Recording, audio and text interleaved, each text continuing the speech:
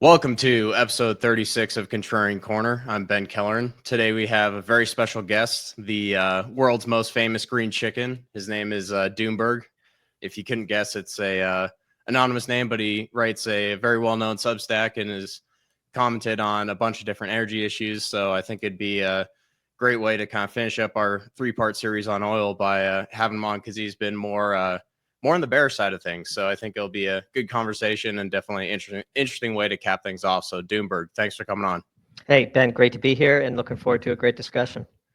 Yeah, so I kind of wanted to start with some of the geopolitical big picture stuff, like the tariffs with Canada has been the news lately. There's been stuff going on in Russia and the Middle East, and kind of people talking about what's going on with Gaza, what's going on with Russian refineries, like getting hit with drones and whatnot. So if you kind of maybe lay out the big picture as you see it, where we are for oil and gas and kind of energy in general, I think that'd be a good way to start. Yeah, if we take a high-level view of the markets, the primary energy markets are very well supplied. I mean, if I look across the board, when I open up my Bloomberg terminal and launch my launch pad, I see coal at just above $100 a ton. I see natural gas in the U.S. at $3 a million BTU. I see crack spreads relatively benign. There's a few pockets of intrigue, to be sure, but by and large, absent some major geopolitical crisis, I think the energy markets are pretty well supplied. There's a few issues. For example, liquefied natural gas a little elevated in Europe as winter's been colder than perhaps most had anticipated, but even there, it's pretty well tame compared to, say, what we saw in 2021 and 2022 with historic blowout highs. The whole return of Donald Trump to the White House, I think, is causing a huge cascade of fascinating headlines. The man is nothing if not interesting to observe. But we think that is masking a profound shift in geopolitics, which is the subject of the piece that I was working on just before jumping on with you. Something we'll probably publish later this week called Georgia on My Mind. At least that's a temporary title.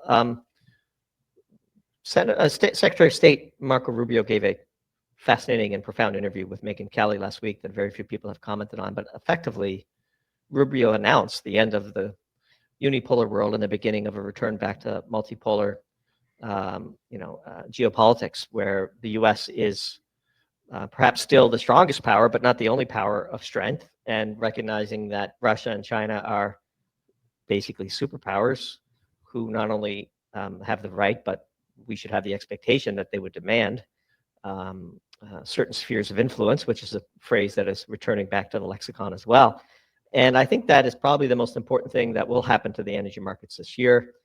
Working our way through what the consequences of that shift actually means has been pretty interesting. And very few people have sort of noticed it, let alone ponder through the consequences. So happy to take the discussion in any direction you might be interested in following up on. Yeah, I think it is interesting to see. I kind of talked a little bit in a piece about like a little bit of the return of the Monroe Doctrine, some of the stuff, kind of a return focus to what's going on in this hemisphere versus what's going on in the Middle East or in Eastern Europe, for example. But I kind of wanted to zero in on what's going on with the Permian Basin, because there's been some back and forth between a bunch of different market commentators talking about, hey, this is the year the Permian's probably going to roll over. It's geological. There's no stopping this train. You're kind of on the other side of that argument. So I think that'd be interesting to hear you kind of lay that out a little bit and kind of maybe talk a little bit about non-OPEC supply and maybe U.S. production while you're at it. Sure. Lots of things I could say on the matter. I would note with some interest that one of our greatest critics, when we published a piece last year called Peak Cheap Oil is a Myth, a person who had an entire website posted basically calling us dumb, published a note to his list earlier this week, effectively admitting defeat on the subject and saying that peak cheap oil is nowhere near on the horizon. And so we were kind of interested to observe that the website is still up, of course, but at least intellectually, this person was willing to concede. I would argue the great sleight of hand of even the sort of foundation of your question is that somehow slowing growth in production in the Permian Basin is evidence of catastrophe to come. That's a logical fallacy. So first of all, I mean, in our view, the gating function of oil production in the Permian Basin is natural gas offtake capacity. And unless and until we have way more than enough pipeline offtake capacity in the Permian that it no longer stints production of oil, we won't really know whether we've reached a plateau in the Permian Basin. And I must say, among our industry contacts, and we have plenty of them because that's where we come from, nobody is worried about the Permian Basin's geology. Oil is a function of capital formation and financeability of projects and geology, to be sure. But nobody we're talking to who have significant investments in the Permian Basin takes any such analysis very seriously. Exxon was out with a bullish production forecast this week. Chevron was out with a bullish forecast production this week. This entire field of peak cheap oil sort of analysts or analysis at its core is a giant short bet on human ingenuity, and that's a sucker's bet if we've ever seen one. There's plenty of oil all over the world. There's plenty of oil in the Permian Basin. There's plenty of gas in Marcellus. There's no shortage of oil to be had anywhere. OPEC is holding back significant supply. Argentina is bringing on a huge shale patch. Venezuela is sitting on the largest hydrocarbon reserves on Earth and is producing at 20% of its former peak capacity with old technology. There's plenty of growth left in Canada. We just took the vast majority of offshore, 200-mile circle around the entire continental U.S. Out of bounds for offshore drilling. Like this, we are the world's largest energy producer by far, with a hand and a half tied behind our back. Long before geology matters, politics will intervene. There's a giant shale resource in California that nobody ever talks about because everyone just assumes we'll never drill it. I can assure you that at $300 oil, Gavin Newsom will be gone and we'd be drilling in California. California could be Texas today. Politics is what matters, not geology. And anybody who says otherwise is frankly, I think, selling you something at this point. Yeah, it's interesting you mentioned California. That's sort of been an area of focus with one of the investments I have in a company called Sable Offshore. I won't get derailed on it too much, but it is a bit of a political minefield. But I think the reality of what's going on in the energy patch, I think will eventually we'll see California start producing again. When that is, I have no idea. But I do want to kind of pull on some of the stuff you said about Argentina there as well, because that's been one of the things. I think there are a lot of opportunities in South America, but I'd be curious to hear what you think about the kind of timeline for the ramping of the Vaca Muerta field and kind of where that heads and kind of how long you think that might take. Yeah, it's a great question. So back to my original point, like what constrains production? What constrains production today is stability of an economy, availability of investment, technology, drilling rigs, and so on. And capital goes where capital is treated well, of course, right? And for a very long time, capital was not treated well in Argentina. And it remains to be seen whether Milei will, A, be successful in his, I think, admirable efforts to return his country towards free market capitalism, and B, whether such success is sustainable. And markets have a bit of a long memory, and many Western investors have been burned by Argentina. And so realistically, 1 million barrels a day, 1.5 million barrels a day over the next couple of years is more than realistic, but it's an open question. We wrote a piece on Argentina and Vaca Muerta, and one of the most sort of knowledgeable experts on the resource base, his name escapes me now, but I in researching that piece, he was on a podcast and said, like, with all sincerity and seriousness, in an unconstrained world, that resource base could easily produce 6 million barrels a day. It's like geology would support it. Now, there's not enough rigs and not enough resources and other infrastructure that goes with it. And, these shale patches tend to attract a critical mass before they really produce. And of course, everyone's in the Permian today, so whatever's there will be squeezed out. And then there are other resources where there just isn't a critical mass of natural gas offtake capacity and produced water handling skills and midstream companies to handle natural gas liquids and oil and gas service providers to bring you the sand that you need and all those things matter. But the resource base itself is capable of 5, 6, 7 million barrels a day. Venezuela could easily get to 5, 6, 7 million barrels a day. It's doing 800,000 right now. Guyana will surpass 1 million barrels a day. You mentioned the Monroe Doctrine, something we wrote about last year as well, having no idea that Trump would come in and basically demand to take Greenland and Canada and Panama Canal, and now the Gaza Strip. I see. But by and large, like geology is find me a time ever when geology was truly constraining to oil and gas production. It just hasn't happened yet. It's always around the corner. It's like fusion. We've been 10 years away from peak cheap oil for 50 years. It's just a sucker's bet. I mean, the human endeavor is a constant, unrelenting struggle against the forces of entropy, and we will literally move mountains to beat back disorder. And we're nowhere near running against the limits of what the planet can provide. And in fact, there's an interesting school of thought that the Earth is basically a giant ball of methane. We have an unlimited supply of natural gas, and in the long run, that's what we would burn. We would just change the engines. We're putting together a Pro-Tier talk this month on natural gas liquids, tentatively titled "Tread Lightly." We burn gasoline in cars, and we burn jet fuel in jets, and we burn diesel in trucks because that's the molecules that were available, the sort of carbon count in a barrel of oil. We don't need to burn jet fuel in jets, and we don't need to burn gasoline in cars, and we don't need to burn diesel in trucks. We do so because that made the best use of oil as it was presented at the time we decided to go with those technologies. That can and will be changed, in a world where the molecular makeup of oil changes, and oil is getting lighter. By the way, there's a lot of advantages with oil getting lighter.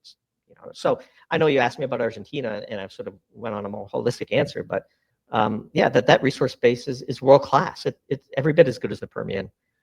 The thing that's missing is all of the human intangibles that are easily fixed in the thrust of a true crisis. Yeah, interesting.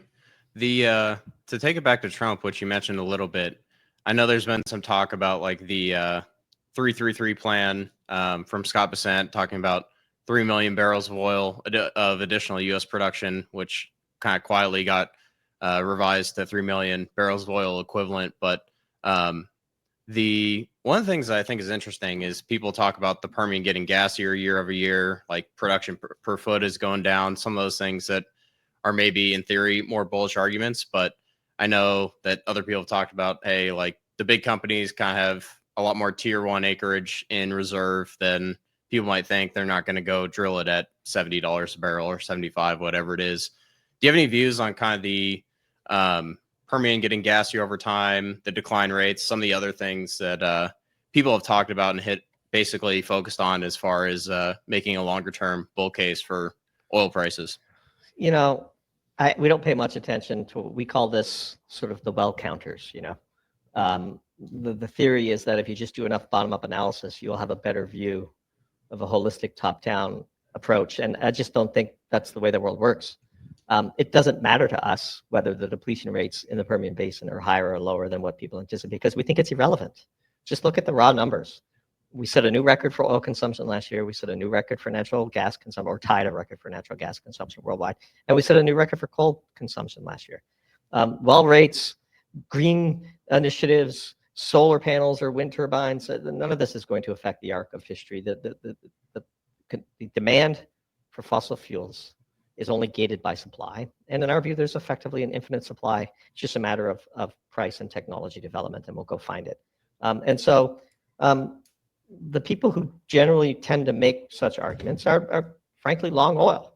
And I understand that, like, they want oil to go up.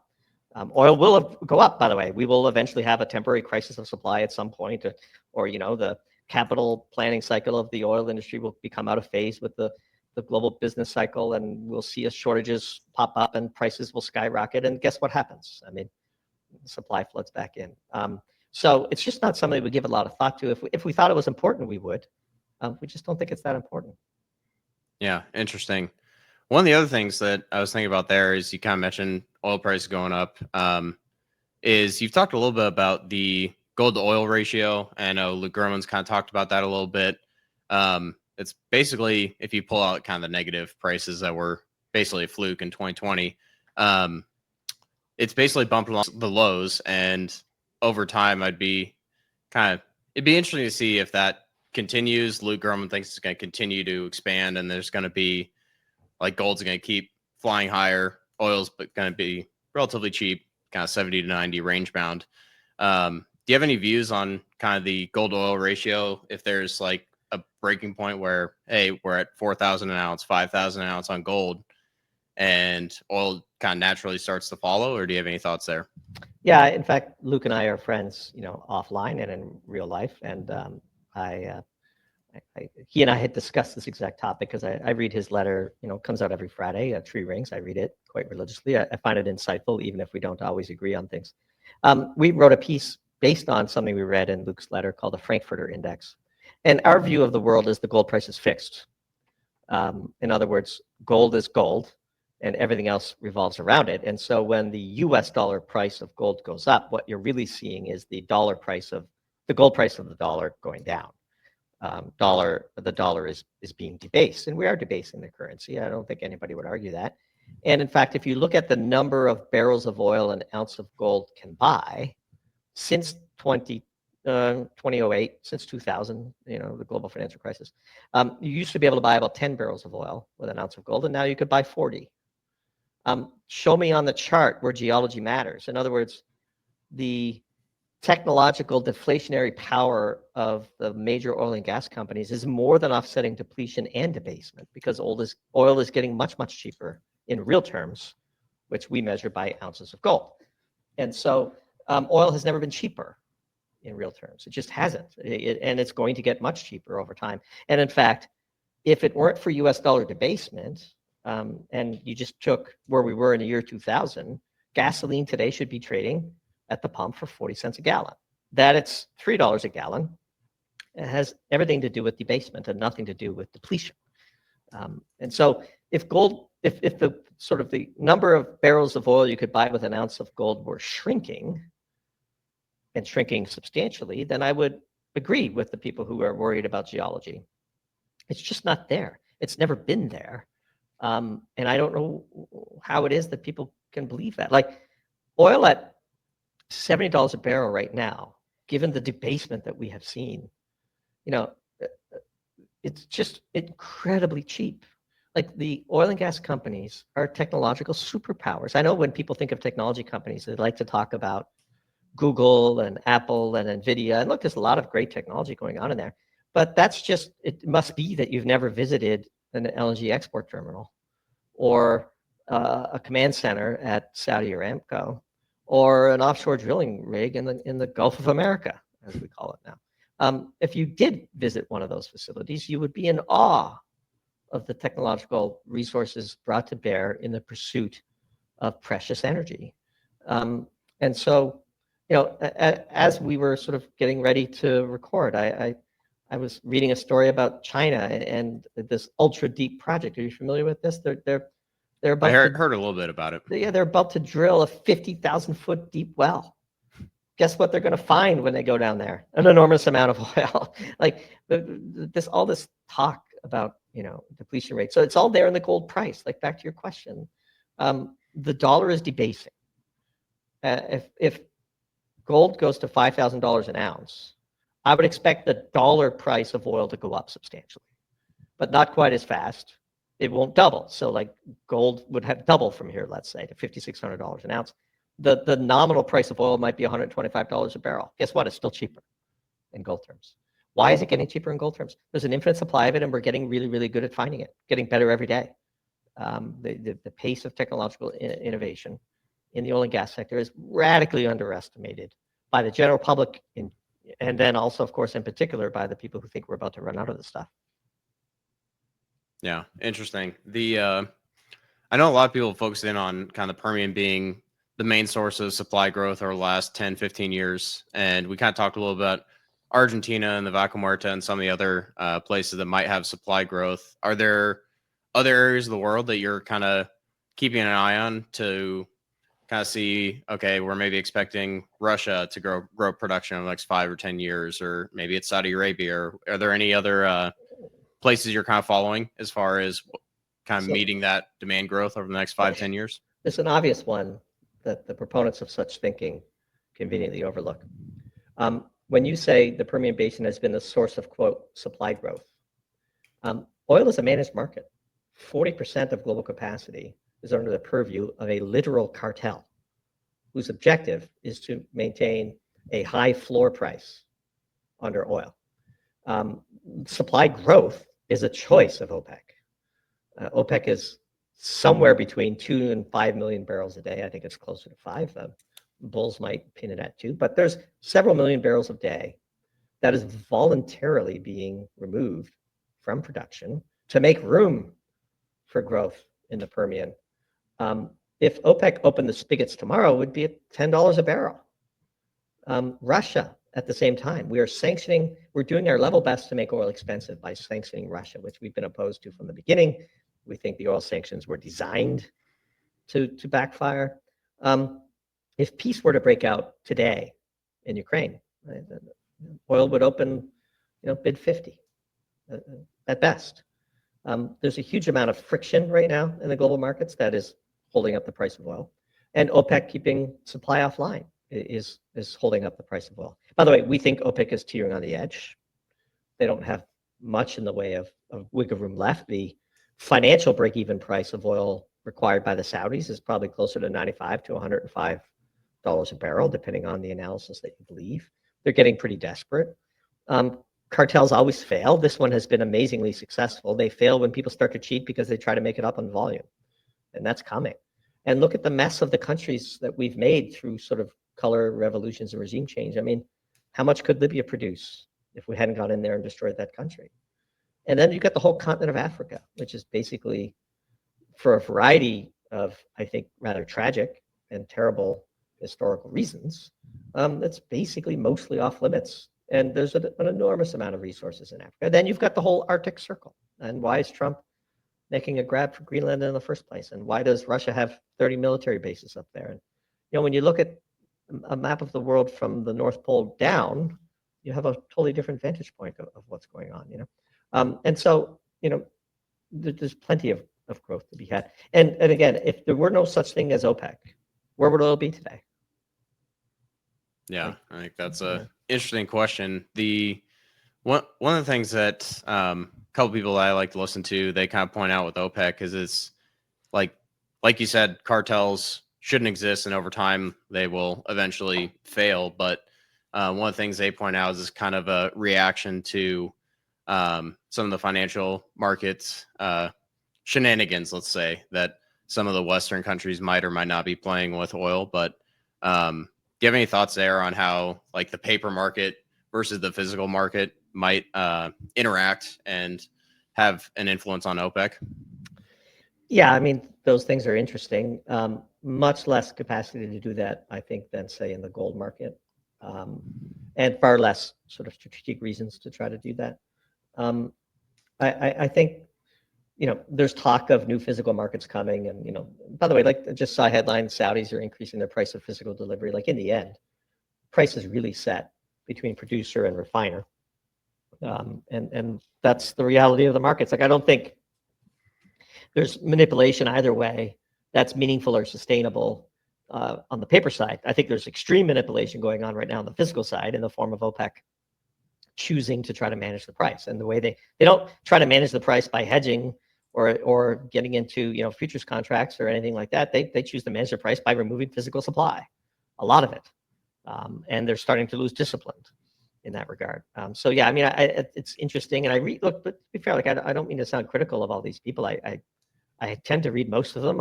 I know many of them and like them. I just think in some cases they're just wrong, and again, we'd be the first to admit it if there was any evidence, but there's just none. And so, no, I don't think like manipulating paper markets is really materially keeping the equilibrium price of oil off the board. You mentioned refining capacity and some of the kind of production going straight into refineries, obviously, but this is maybe kind of a tangent, but I do have a question on what you see for U.S. refining capacity, because I know that it's basically, damn near impossible these days to build a new refinery from scratch. And so I guess the kind of open-ended question there is, what do you think is there a future, whether it's 5-10 years out, that we start building new refineries or start kind of updating the current refining capacity here in the U.S.? So it's a great question, and I'm going to give you an answer that few people are perhaps talking about. But the definition of crude oil, well, the definition of oil is changing to no longer just include crude oil. And our definition of oil is any hydrocarbon that makes its way into a refinery. Now, what's the definition of a refinery? Well, in our view, a broad definition of a refinery is a complex that takes a mixture of hydrocarbons and separates them into either individual components or predetermined mixtures that are saleable as gasoline or jet fuel or things like that. A fractionator, a natural gas liquids fractionator, is a refiner, and we're building scores of those. The U.S. produces 6, 7, 8 million barrels a day of natural gas liquids. It collects them in the field, separates them from natural gas. They get sent to, these giant fractionator hubs in Texas and in Kansas, and they get broken up into ethane and propane and butanes and pentanes. And then they find use in the markets because clean, cheap hydrocarbons always find use in the markets. And some of those uses displace traditional sources of crude. I'll just give you one example. There's a giant petrochemical complex in Pennsylvania operated by Shell that is an ethane-only cracker that takes ethane from nearby shale, NGLs, and cracks it into ethylene. And guess which types of facilities such plants are putting out of business? Naphtha crackers in Europe. Expensive oil-based crackers in Europe are being displaced by NGL-based, basically, crackers in the US. What happens to the naphtha so displaced? It goes back into other sources of, or other uses of oil-like products, blended into heavy or blended into gasoline and so on, and it just gets burned somewhere else in some other engine and has the net effect of decreasing the price of oil. So a tsunami of cheap ethane is driving down the price of oil. And people like to say, well, crude oil production is flat or crude oil production is down, but that's just not a relevant statistic. Hydrocarbon production is up, and we will change the engines. Propane is being exported in vast quantities as LPG to China, where they're doing propane dehydration. Guess what that's displacing? Again, naphtha cracking. And also propylene is used in refining and can upgrade gas. And these refiners are very sophisticated systems. And so, yes, we have not built a traditional crude oil refinery in the US in 40, 50 years, but we're building a massive amount of infrastructure to handle the new types of cheap hydrocarbons that are coming out of the ground. And then downstream, consumers are changing the engines to modify their behaviors to take advantage of the arbitrage that comes from excess oversupply of cheap, clean burning hydrocarbons. And so, yes, we've not built a traditional refinery, but we've built so much capacity to handle NGLs, almost under the radar. And I would bet the average listener has never really heard of a fractionator or understand what goes on there, right? But that's real. There's scores of billions of dollars being invested to take advantage of those cheap hydrocarbons, and they will eventually become, well, they're oil. Any hydrocarbon that finds its way to a refinery is oil. And full stop. That's our view. That's how we look at the world. Yeah, interesting. You kind of mentioned the kind of changes over time going from potentially gasoline or jet fuel or other things like diesel. What kind of infrastructure investment will be required to make like a broad shift from like the current average gasoline car to people driving cars powered by natural gas or other forms of hydrocarbons? So the interesting thing about the hydrocarbon markets is that you don't need a broad shift. It just needs to happen at the margins to affect price, because the inelasticity of prices given the demand profile of these materials. So for example, in April of this year, one of the charts we follow every day is a chart of Brent plotted against 5.8 times the price of landed LNG in Asia. Why? Because a barrel of Brent has 5.8 million BTUs. And so that equalizes the energy content price of natural gas and Brent crude. At the beginning of 2024, Brent was selling at a huge premium to landed LNG. So natural gas was cheaper. What happened? China, which operates at China speed, started cranking out an enormous number of LNG-powered long-haul trucks. And the price of diesel went down as demand for diesel shrank.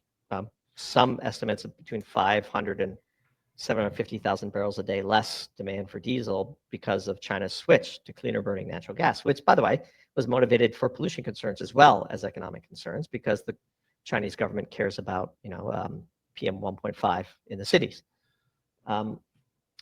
So what does that mean? Well, diesel went into the doldrums, and then the price is equilibrated. And in the past several months, landed LNG because Europe is cold, landed LNG in Asia and is now selling for a slight premium to Brent, and sales of LNG-powered long-haul trucks in China have slowed. This is real-time market response to pick up arbitrage, almost no matter how small. And the sort of giant, efficient arbitrage machine that is the economy will reorient on its own. It requires no policy intervention. If you can power your truck much more cleanly at 35% discount to diesel, you're probably going to do that. And then once you've switched your engine, by the way, it's kind of doesn't make too much sense to switch back. And now you have this clean burning truck, and maybe it's selling at a bit of premium, so you don't buy new engines, but the one you have is sort of sunk capital, and you just keep operating it. And so, yeah, that's what happens. That's what's going to happen over time. And as the whole architecture of the chemical composition of the hydrocarbons available for cheap will get taken up. And so we don't need broad-based. 5% would do it. 10% would do it. So the rest of us can drive cheap gasoline as maybe, the subset of homeowners in the United States who currently heat their homes with natural gas can install a little, compressor in their garage and buy a CNG powered vehicle, which we used to sell in the US. There's no technology needed to make this happen. If 5 or 10% of us do that, gasoline will be cheap again. So you don't have to do a wholesale change. That's sort of a not a widely understood point. 10% makes all the difference with inelastic commodities. Yeah, interesting. To kind of follow up on the LNG side of things, one of the questions I kind of have, and this is one of the things I've kind of asked a couple different people, is how does LNG, what does the future of LNG look like over the next 10 or 20 years as far as that versus pipelines? And are we going to be sending hundreds of ships all over the world from A to B loaded with natural gas versus, okay, do we knock down some roadblocks to get pipeline gas from Russia into Europe again, for example, or from Qatar in the Middle East up into Europe, or whatever the example is? Is there a long-term viable future for LNG where we're going to have this massive fleet of LNG ships and it's going to be some long-term secular trend, or is it going to be something where, hey, pipeline gas is cheaper, it's more efficient, we're going to knock down some of the roadblocks and make sure that this is the better way to go? So we have hundreds of LNG cargo ships floating around the world today already. I guess I should update to 1,000 then. So. Yeah, sure. But broadly speaking, to answer your question, one of the things that we've pondered is sort of how much intra-market penetration do you need to reach equilibrium? And, we follow the statistical review of World Energy every year when it comes out, and the latest numbers for 2023 pegged LNG at 14% of global natural gas production. In other words, 14 molecules out of every 100 produced found its way to a cargo ship, an LNG cargo ship. The long-term equilibrium situation is a global price for LNG that sort of that floating arbitrage of those ships makes pipeline natural gas relatively the same price around the world. And then LNG, cost of capital of freezing, shipping, and regasifying is the big gap. And you might see some swings, maybe natural gas in North America gets cheap for a while. But there's no shortage of countries that have natural gas, that have a need for natural gas, that would like natural gas, that don't have any natural gas. And so there is a sort of inherent demand for LNG. And the equilibrium price of LNG really is, in our view, the energy equivalent price of Brent crude, because there's still enough engine switching and power plant switching that happens to drive that equilibrium. And so right now, when you ask me sort of are the markets well supplied, I look at 5.8 times LNG versus crude. I look at coal. I look at natural gas in North America, and I see relatively well supplied markets. But long term, yes, there will always be a need for LNG. I think the deflationary power of the industry will do what it always does, which make things cheaper over time in real terms for everybody. To your question about whether and if natural gas can ever be restarted between Russia and Europe, that's an interesting question. It's one steeped in political intrigue, of course. Assuming the 3 busted pipelines of Nord Stream aren't repaired, the theoretical capacity today from Russia to Europe via pipeline is about 14 BCF per day. down from 22 when the Nord Stream pipelines were in full attack. And there is still significant gas flowing through Turkey under the Black Sea, Turk Stream and Blue Stream. And so you have a fraction of that, going on today.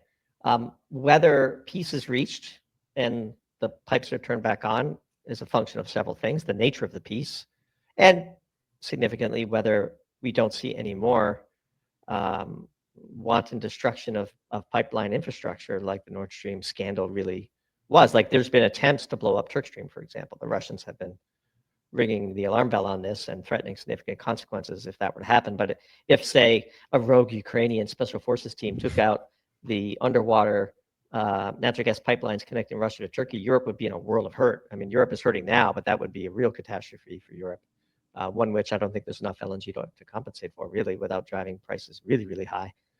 So that's to be, paid careful attention to. There's a pipeline that connects Russian gas through Poland that is currently empty, and there's talk about, whether that pipeline might not be damaged. And, how NATO loses this war is going to determine the energy markets for the next decade.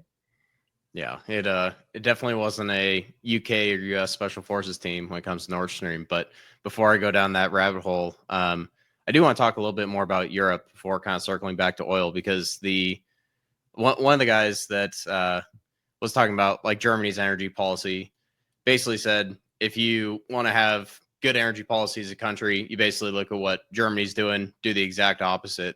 Is there any kind of return journey, I guess, for what has been going on in Europe as far as, hey, we're not going to use natural gas, we're going to go all in on solar and wind, we're going to shut down nukes? Like, is there, are you kind of past the point of no return, or do they kind of pull their head out of their ass, I guess is a short way to say it? Yeah, I guess we'll find out on February 23rd, which is the date of the upcoming election in Germany, and early signs don't look good.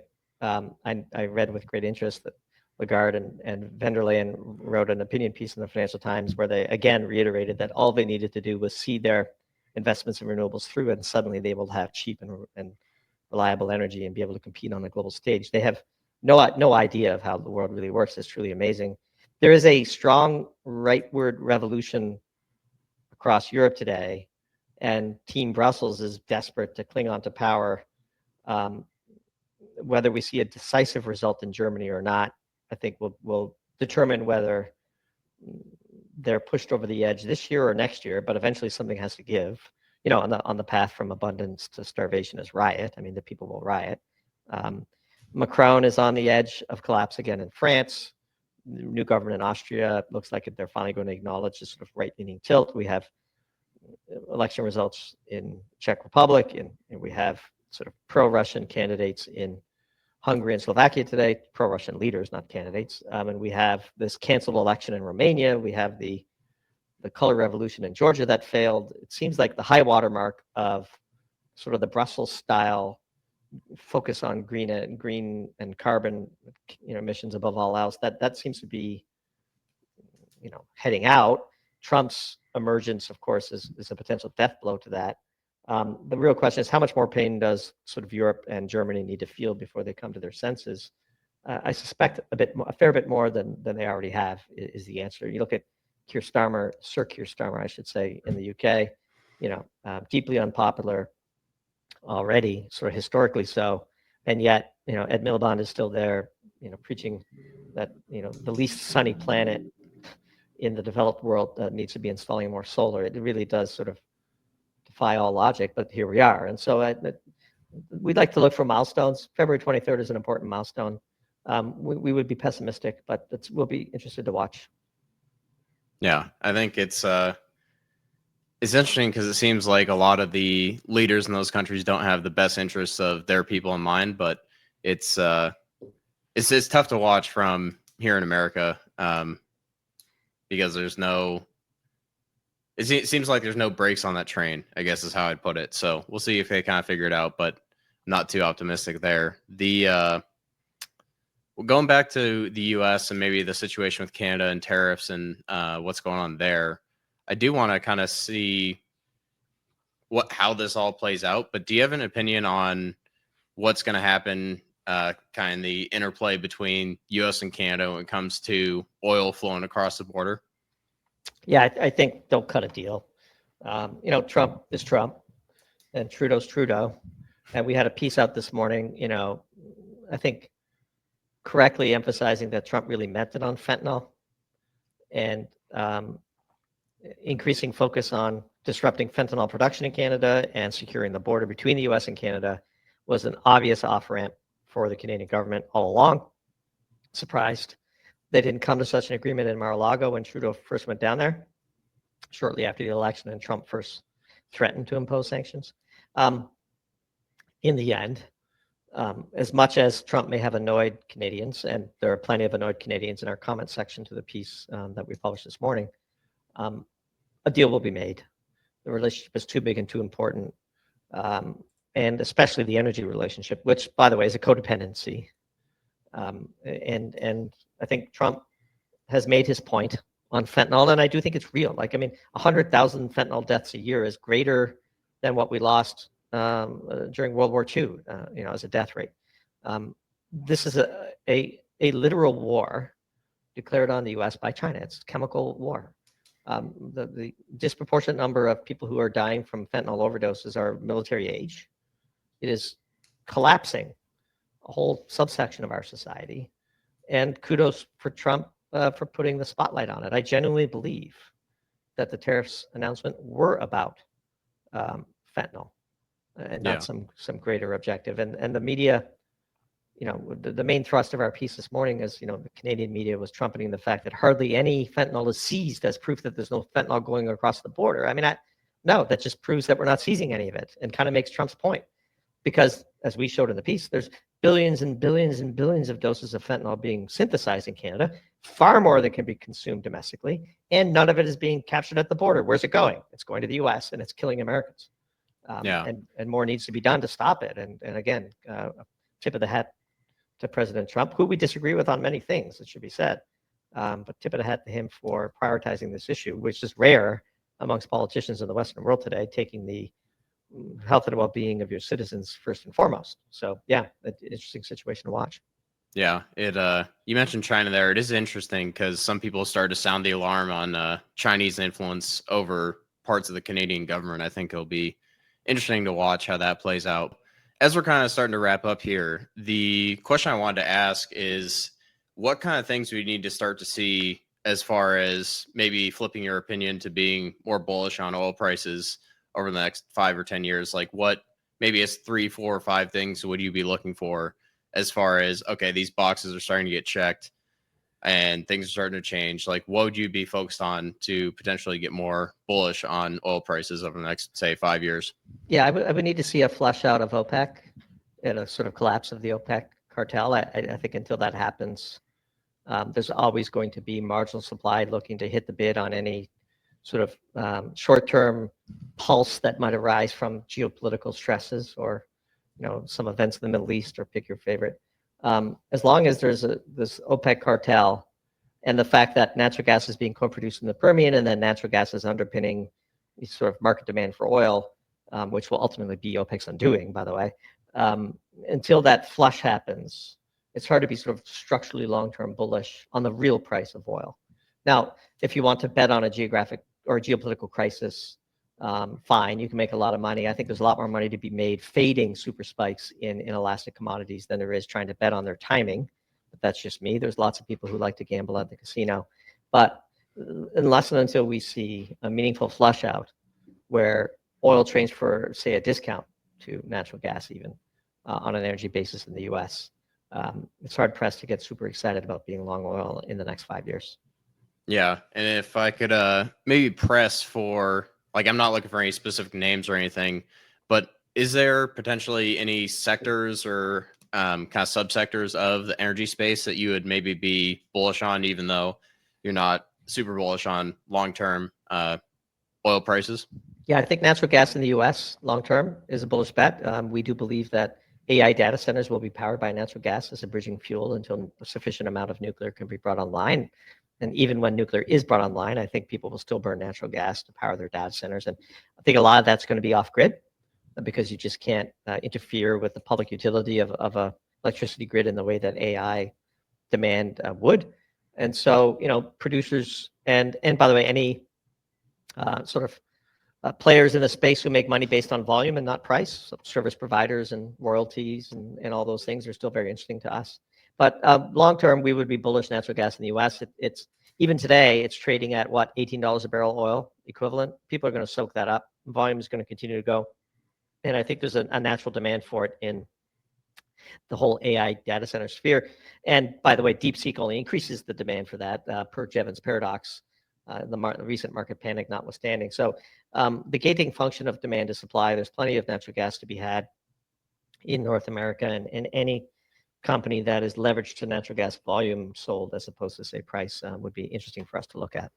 Yeah, interesting. You mentioned AI there, and I know that's maybe a whole nother hour-long conversation, but I do want to ask, like, what do you think the trend is over the next 10 years as far as energy demand growth? And I know a lot of people are starting to extrapolate that line up and to the right as far as what we're going to need for natural gas and nuclear. Do you think that's a durable driver of demand growth for electricity as far as AI goes? I do. I think things going on in AI right now would blow your mind. I don't know how close you are to the market personally, but I happen to be in my private life, certainly adjacent to the market with people participating in it at the cutting edge. And the pace of change is scary.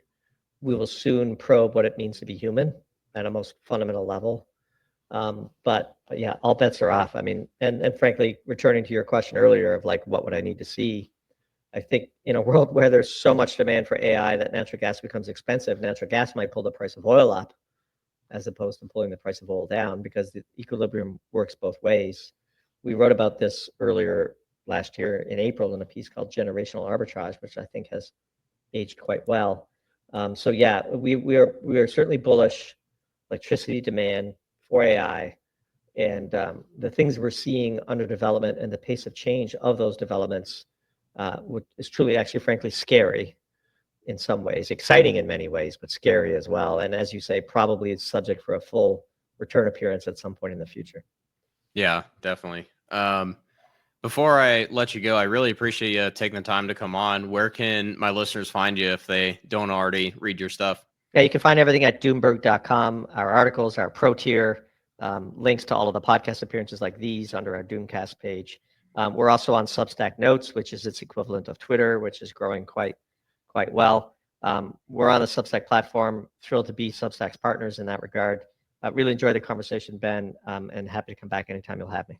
Yeah, no, I appreciate you coming on. Before I do let you, I do have to ask my traditional closing question, which is, what book should I add to my reading list? Can be finance, history, even something unrelated, but anything you think I would be interested in, what do you add to that list? Yeah, I'll give you a provocative one if you haven't read it already, which is The Deep Hot Biosphere by Thomas Gold. I have read that one. Oh, so read it again. I try to read it every 4 or 5 years because it is an interesting one. But that is one that I've recently taken to reread again. You know, it's a controversial theory for those that don't know. He believes that, you know, oil is abiotic and that there's an infinite supply of it underground. And I think, you know, it's controversial, you know, amongst geologists, for example. But I think over time, Gold might be proven right. If nothing else, it's a very provocative one. His theory is that life originated subsurface and eventually migrated to the surface. That alone is an interesting hypothesis worth reading. He's a now deceased scientist of significant accomplishment and an interesting book to read. Yeah, no, I think it's interesting to look at, because whenever I hear people say fossil fuels, I kind of automatically switch it to hydrocarbons in my head. But it will be interesting to watch to see if that theory starts to kind of become more accepted. Well, if we find oil 50,000 feet below the surface, it's kind of hard to argue. But and as you say, the whole coining of the phrase fossil fuel is an interesting history and an interesting string to pull on, and one we're pondering how to work into a future piece. Yeah, well, I think there's lots of different threads that we could go down for a future conversation, but I think we'll have to wrap it up here. So I'd love to have you back on at some point in the future, but I think with that, we'll be wrapping up. Thanks for stopping by, and we'll see you next time.